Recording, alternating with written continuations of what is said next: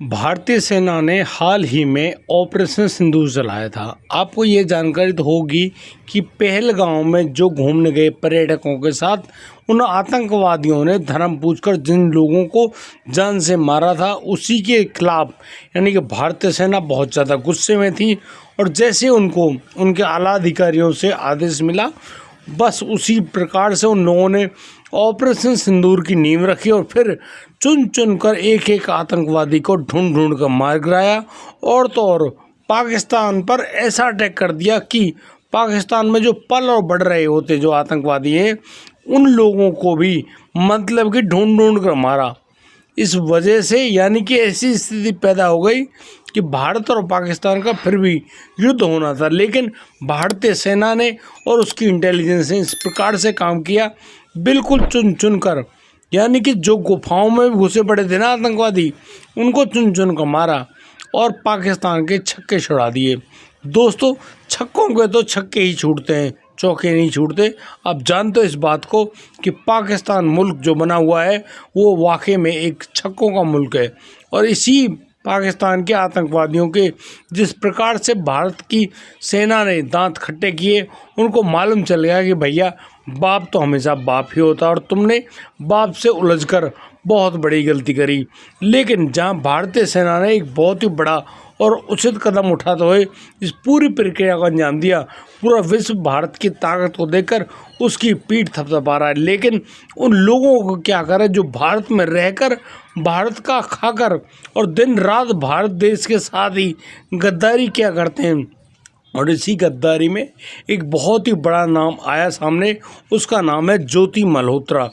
ज्योति मल्होत्रा इस समय सुर्खियों में छाई हुई एक लड़की है, जो कि हिसार की रहने वाली, हिसार हरियाणा का एक ज़िला है और यहाँ की रहने वाली ज्योति मल्होत्रा, उसने मतलब इतनी बड़ी गद्दारी करी। यानी कि आपको ये बात तो माननी पड़ेगी कि पहलगाम में हुआ जो भारतीयों जो लोगों पर जो अटैक हुआ था आतंकवादियों का, उसमें भी इस ज्योति मल्होत्रा की बहुत बड़ी संलिप्तता पाई गई। दोस्तों, मैं आपको बता दूं कि दिसंबर जनवरी के दौरान ये जो लड़की है यह पहलगाम गई थी और वहां जाकर बहुत ही अच्छे ढंग से इसने शूटिंग भी करी थी। और उसी शूटिंग के दौरान उसने वहां उस पहलगाम की जो मेन यानी कि मुख्य जो जानकारियां हैं वो अपने आशिक, जो कि एक पाकिस्तानी मुल्क का निवासी है और भारत में पाकिस्तान उच्चायोग का एक मतलब कि छोटा सा अफसर भी है, उसके साथ इसने रंग रलियाँ भी मनाती है। और उसको जब वो सारी जो जानकारी साझा करी उसके बाद ही, और यानी कि वो लोग अब यहाँ आकर इस अटैक को अंजाम देते हैं। और इन्होंने बहुत सारे लोगों के मतलब कि बहुत सारी महिलाओं के माथे के सिंदूर को मिटा दिया और उन्होंने उनसे सिर्फ यही लफ्ज़ पूछा था कि आप हिंदू हो या मुसलमान। दोस्तों, आखिर यहाँ भारत देश में रह रहे पल रहे इन गद्दारों का क्या करना चाहिए। लेकिन जिस प्रकार से खुफिया एजेंसियों ने इस यानी ज्योति मल्होत्रा को धर दबोचा इसके घर से, यानी कि बहुत ही बढ़िया कहानी।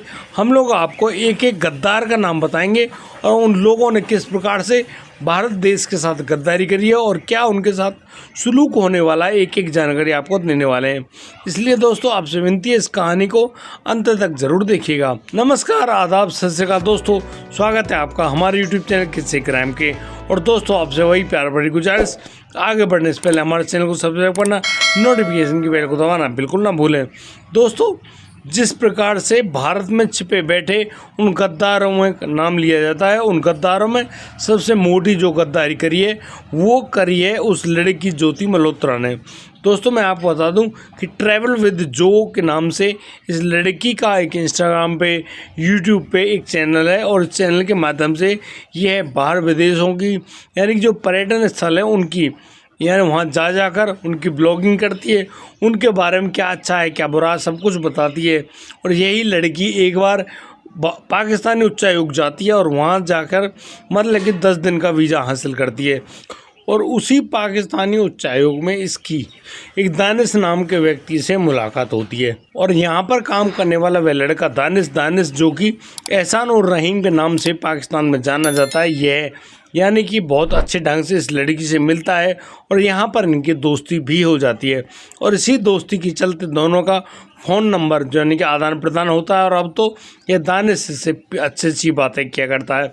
दोस्तों मैं आपको बता दूं, ये आज की कहानी नहीं, ये सन 2023 की कहानी है। और 2023 में जब इस लड़की ज्योति की उस लड़के दानिश से मुलाकात होती है और यह मुलाकात जब प्यार में तब्दील हो जाती है, तो यहाँ पर वह जो लड़का दानिश है उस लड़की को PIO यानी कि पाकिस्तान इंटेलिजेंस ऑफिसर्स जो 2 युवक हैं उनसे मिलवाता है। दोस्तों इनका नाम अली एहसान है और दूसरे आदमी का नाम होता है राना सहवाज, जिसका जो नंबर है उसने अपने फ़ोन में जट रंधावा के नाम से सेव कर रखा था। और दोस्तों यहाँ पर एक लड़का यानी कि जिसका नाम नवांकुर चौधरी है, उस लड़के से भी इसकी दोस्ती होती है। और इसी दोस्ती के चलते यानी कि जब ये पाकिस्तान में जाती है, यहाँ पर ये मरीम नवाज़ से मिलती है। मरीम नवाज़ से और जो भी वहाँ के आला अधिकारी हैं उनसे जब मिलती है, तो यहाँ पर तो भैया कहानी कुछ और ही होनी थी। अब तो यह यानी कुछ दिन के लिए, अब तो यह 2 दिन के लिए जो और अब पाकिस्तान में जाने के बाद जो ज्योति मल्होत्रा है उसकी मुलाकात होती है ISI एजेंटों से, और वो उस लड़की को 2 दिन के लिए अपने जो गुप्त स्थान है वहाँ पर लेकर जाते हैं। और यहाँ इस लड़की को बड़ी अच्छे ढंग से यानी कि पुख्ता जानकारी देते हैं कि किस प्रकार से ये लड़की अपने देश में रहकर यानी कि उनकी खुफिया जानकारियों को उन तक पहुंचा सके। अब ये किसी आम आदमी के बस की बात तो नहीं है। यहाँ पर ये लड़की यानी कि एक प्रकार से यदि देखा जाए तो ये लड़की दिखती है कि यह अपनी ब्लॉगिंग कर रही है, यानी कि अपने कैमरे से वहाँ जगह घूम रही है, बता रही है। लेकिन ये जो लड़की है ये उसी वीडियो के माध्यम से कुछ इस प्रकार से कोड वर्ड में अपनी बातें कहती है, उसी बातों के हिसाब से वो लोग उसको डिकोड करते हैं और फिर उसी जगह पर वही प्लानिंग करते हैं जो एक टेररिस्ट कर रहा है। क्योंकि पाकिस्तान में काम करने वाली ISI खुद यानी कि आतंकवादियों की ठेकेदार है, और वही हिंदुस्तान में जितने भी टेररिस्ट अटैक होते हैं उनमें मुख्य भूमिका निभाती है ISI। और ये लड़की ज्योति मल्होत्रा है, यह भी ISI के लिए काम कर रही होती है और हिंदुस्तान में रहकर ही हिंदुस्तान के साथ गद्दारी कर रही होती है। और इसी गद्दारी के चलते ये पाकिस्तान जाती है और अक्सर पाकिस्तान के जो बाघा बॉर्डर से पाकिस्तान में एंट्री करती है और वहाँ जाने के बाद यानी कि उन जगहों को एक्सप्लोर तो करती है, लेकिन वह यहाँ पर दिखाना चाहती है कि पाकिस्तान काफ़ी अच्छा मुल्क है। अरे भैया, पाकिस्तान अगर अच्छा मुल्क होता तो वह हिंदुस्तान से अलग ही क्यों होता। भारत और पाकिस्तान के अलग होने की कहानी बहुत बड़ी और भयंकर है। यानी कि आज भी पूरी दुनिया में सबसे बड़ा नरसंहार हिंदुस्तान और पाकिस्तान के बंटवारे में हुआ था। ये लोग आज से निकम्मे नहीं, ये शुरू से ही खूंखार हैं। इनकी प्रवृत्ति मालूम चलती है कि ये लोग कितने गंदी प्रवृत्ति के हैं कि ये छोटे छोटे बच्चों को भी मतलब कि ऐसे कलम कर देते हैं जिसके बारे में शायद शब्द भी कम पड़े। जिस प्रकार से इन लोगों ने इन प्रक्रियाओं को अंजाम दिया, उनसे लगता है कि हाँ, इनकी मानसिकता बहुत ही घिनौनी है और इसी मानसिकता का ये फ़ायदा भी उठाते हैं। और भारत में रह रहे बहुत से ऐसे लोग हैं जिनसे ये अक्सर मिलते जुलते भी, और फिर इन पर ये जासूसी करने का दबाव भी बनाते हैं और ये इसके लिए पैसे, लड़की, हर तरह की सुविधाएं उपलब्ध कराते हैं। यहाँ पर वह जो लड़की ज्योति है उसके अवैध संबंध भी बताए जा रहे हैं दानिश के साथ। दानिश उस लड़की को पाकिस्तान में जाकर मिलता था और वहाँ के होटलों में ये लोग बड़े ही अच्छे ढंग से रंगरलिए मनाते थे। ये खबर भी सामने आ रही है। लेकिन जिस प्रकार से भारत की खुफिया एजेंसियों ने उस लड़की को पहले तो गिरफ्तार किया और करीब 5 दिन जब उसको अपने पास रखा, उसके बाद फिर दोबारा ये उनके घर गई। घर में जाकर इसके जो मोबाइल फ़ोन थे, जो भी कागजात थे या लैपटॉप वगैरह थे, सब कुछ जब्त कर लिए। ज्योति मल्होत्रा के पिता महारिश मल्होत्रा का मोबाइल फ़ोन भी जब्त कर लिया और उसको खुफिया एजेंसी अपने पास लेकर आई है। और उस लड़की को जब अदालत में पेश किया गया तब जाकर उसको यानी कि खुफिया एजेंसियों को 5 दिन की रिमांड भी मिली है।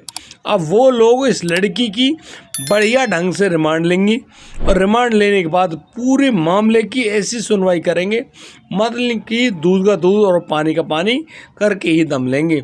दोस्तों, यहाँ पर उसको 2-4 साल से लेकर उम्र कैद तक की सज़ा हो सकती है, क्योंकि किसी भी देश की गद्दारी करना सबसे बड़ा जुर्म होता है। लेकिन दोस्तों, मैं आपको एक और अहम जानकारी दे दूं, ये अकेली ज्योति ही नहीं गई है इस गद्दारी में। भारत में छिपे हुए लोग, यानी कि एक तो गजाला बताई जा रही है, एक विधवा औरत जो कि उसी दानिश के साथ प्रेम संबंधों में थी, उनके बीच में कितनी बार यह अवैध संबंध भी कायम हुए। और यह जो 36 वर्ष की गजाला है, यह उत्तर प्रदेश की रहने वाली है और यह बड़े ही ढंग से या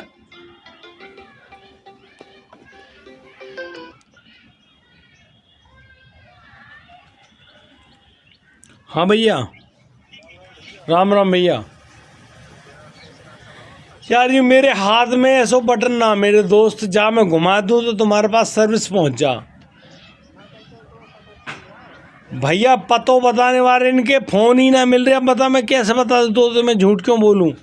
फ़ोन कर रहा हूँ, मेरे फ़ोन को अभी तक कोई जवाब ना आया हुआ है, तो थोड़ा सा वेट कर लो भैया।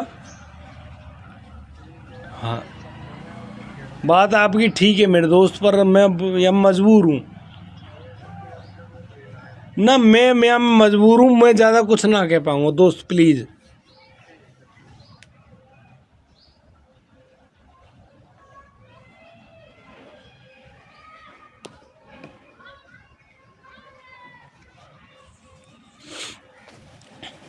दोस्तों, वह जो गजाला जो रहने वाली उत्तर प्रदेश की है, वह यहाँ पर एक विधवा औरत है। लेकिन ये विधवा औरत उस दानिश से मिलती है, उनके बीच में प्रेम संबंध में होते हैं। और यह दानिश कोई और नहीं, वही लड़का जिसके उस लड़की ज्योति से भी गलत संबंध है। अब तो जिस प्रकार से वह गजाला के साथ प्यार मोहब्बत से रहता है, उसको अपनी बातों में बहला लेता है और उसको गुड़ सिखाता है कि किस प्रकार से भारत की सेना के बारे में खुफिया जानकारी निकलवाई जाती हैं और फिर उनका गलत इस्तेमाल किया जाता है। और इन्हीं जानकारियों का वो लोग, यानी कि जो टेररिस्ट हैं और जो पाकिस्तानी सेना, वो अपनी यानी कि अपनी बुद्धि बढ़ाने में इस्तेमाल करते हैं। और दोस्तों, यहाँ पर जब ऑपरेशन सिंदूर चल रहा होता है, उस समय पानीपत में बैठा हुआ वह लड़का जिसका नाम नोमान है, नोमान भी पाकिस्तान के लिए खुफिया जानकारियों की गद्दारी कर रहा था भारत के साथ। वह भारत में रहता है, भारत में खाता पीता है और वह भारत देश के साथ ही गद्दारी करता है। यह जो लड़का नोमान इलाही है, इसकी जो बहन है वो पानीपत में रहती है, कपड़ों का काम करते हैं ये लोग। उसकी बहन जीनत है, जीनत ने बताया कि ये लड़का, मतलब कि ऐसा नहीं है, 25 साल का मात्र वह लड़का जिसका नाम नोमान इलाही है, वह कैसे चोरी छिपे इस पूरी प्रक्रिया को अंजाम दे रहा था। अब तो वह गिरफ्तार तो हो चुका है। पुलिस जब उसकी पूरी ढंग से खबर लेगी, तब एक एक बात का निपटारा किया जाएगा, एक एक बात को डिकोड किया जाएगा, समझा जाएगा कि भैया आखिर यहाँ पर कहानी क्या होनी ही थी और इन लोगों ने क्या क्या प्लानिंग कर रखी थी। लेकिन मैं आपको बता दूं कि भारतीय सेना और भारत में मौजूद जो खुफिया एजेंसी हैं, उनके द्वारा किए गए ये जो कार्य है, ये वाकई में बहुत बेहतरीन है। और इसी प्रकार से ये खुफिया एजेंसी अपना काम करके भारत की सुरक्षा व्यवस्था को बनाए रखने में हमेशा तत्पर रहती हैं और बड़े ही अच्छे ढंग से काम भी करती हैं। जिस प्रकार से भारत की खुफिया एजेंसियों ने अपने काम को बखूबी निभाया है, उससे मालूम चलता है कि भैया इनकी स्थिति काफ़ी अच्छी और बेहतर रहने वाली है। दोस्तों, आप लोग इन गद्दारों के बारे में क्या कहना चाहते हैं? आप अपनी राय हमारे कमेंट बॉक्स में दे सकते हैं। लेकिन दोस्तों, यहाँ पर एक कुछ बातें हैं, बहुत से लोग हैं जो कि अक्सर ट्रोलिंग कर रहे हैं, यानी कि अलग अलग तरह की जो कमेंट्स डाल रहे हैं। उन कमेंटों में आपको बता दूं कि कुछ लोग कह रहे हैं अरे वो कैसी जासूस, को क्या पता जासूस कैसे होती है। मैं आपको बता दूं, ISI के संपर्क में 2 दिन आप आ जाओ और आप लोग 2 दिन में ही उनके तरीके से काम करना शुरू कर दोगे। वो आपसे संपर्क साधेंगे और उसी प्रकार से आपको ट्रेनिंग भी देंगे। उसके बाद फिर तुम भी यही काम करोगे। लेकिन ये बात हर किसी को थोड़ी बतानी होती है। क्या तुम भी गद्दारी करने के बारे में सोच रहे हो? ऐसा नहीं है। और सुनो, भारत की खुफिया एजेंसी बेवकूफ़ नहीं है। पाकिस्तान से आने जाने वाले बहुत सारे लोग हैं, लेकिन हर इंसान को तो नहीं पकड़ा भाई। उन लोगों को क्यों पकड़ा जा रहा है? ये बहुत बड़ी मतलब कि साजिश की पहल है, जिसको इन्होंने इस प्रकार से डिकोड करके मतलब कि पकड़ लिया है, जकड़ लिया है। और मालूम चलता है कि वाकई में ये लोग तो भारत देश में रहकर ही उसका नमक खाकर उसके साथ गद्दारी कर रहे हैं। अब आप लोगों को सबूत चाहिए भाई। पहले कहते थे सबूत चाहिए, सबूत। अब सबूत जब दिए तो अब तुम लोगों ने उस समय भी ये मतलब कि सवालिया निशान उठाया था सर्जिकल स्ट्राइक पर, लेकिन जब पाकिस्तान ने खुद ने अपने बयान दिए तब जाकर आपको यकीन हुआ कि हाँ वाकई में पहली सर्जिकल स्ट्राइक हुई थी। अब तो आप लोगों ने ये भी कह दिया भैया हमको क्या पता तुमने पाकिस्तान में जाके कुछ अटैक किए कि नहीं किए। भैया क्या आप भारतीय सेना को मजाक समझते हो क्या? क्या सोफिया कुरैशी और योमिका सिंह क्या वो झूठ बोल रही थी? आप क्या जानो इस बात को भाई। ऑपरेशन सिंदूर हुआ था और उसने कामयाबी भी पाई, और पाकिस्तान के लोग, पाकिस्तान की सेना घुटनों पर आ गई, हाथ जोड़कर खड़ी हो गई कि जनाब हमको बख्श दो वरना हम लोग नाम लेने लायक भी नहीं बचेंगे। ये लोगों की जो मानसिकता है ना उनको सही करना देखे, और भारत की जो सेना है ना कभी भी उसके खिलाफ सवालिया निशान ना उठाएं। और आपके ये जो सवाल आपके लिए जब कब खतरनाक बन जाए खुद आपको मालूम नहीं चलेगा। इसलिए दोस्तों आज के लिए सिर्फ इतना ही। और हाँ, मेरी बात किसी को बुरी लगी हो तो उसके लिए क्षमा, लेकिन कभी भी भारतीय सेना और भारतीय सेना के सैनिकों पर गलत और सवालिया निशान ना लगाएं। उनका काम वाकई में श्रेष्ठ होता है और वे भारत की सेवा करते हुए अपने प्राण तक न्यौछावर कर देते हैं, अपना सर्वोच्च बलिदान देते हैं। उन जो देश के जो सैनिक हैं जिन्होंने वीरगति प्राप्त करी है, मैं उनको हृदय से नमस्कार करता हूँ। उनकी इज्जत में मेरी आँख हमेशा नम होती हैं। उनको सैल्यूट करता हूँ कि इतने महान जो वीर सैनिक भारतीय यानी कि सीमाओं पर डटे पड़े हैं, उनके लिए दिल से धन्यवाद। क्योंकि यदि वो हैं सीमा पर तभी हम लोग भारत में बैठकर वीडियो भी बना रहे हैं, अपनी पढ़ाई भी कर रहे हैं, पढ़ा भी रहे हैं, स्कूल भी चला रहे हैं, कॉलेज भी चला रहे हैं, और तो और अपनी ज़िंदगी भी चला रहे हैं। यहाँ पर बहुत सारे लोगों की नौकरियाँ चलती हैं, बहुत सारे लोगों के बिजनेस भी चलते हैं। आप लोग क्या कहना चाहते हैं भारतीय सेना के लिए, भारत की खुफिया एजेंसियों के लिए? आप अपने दो शब्द जरूर हमारे साथ योगदान में जरूर दें। और आज के लिए सिर्फ इतना ही। अब दीजिए मुझे इजाज़त, मिलता हूँ कल, लाता हूँ एक कोरोना का मामला। तब तक के लिए आप बढ़िया रहें, बेहतर रहें और भारत के गद्दारों को ढूंढ कर बाहर निकालें। जय हिंद, जय भारत।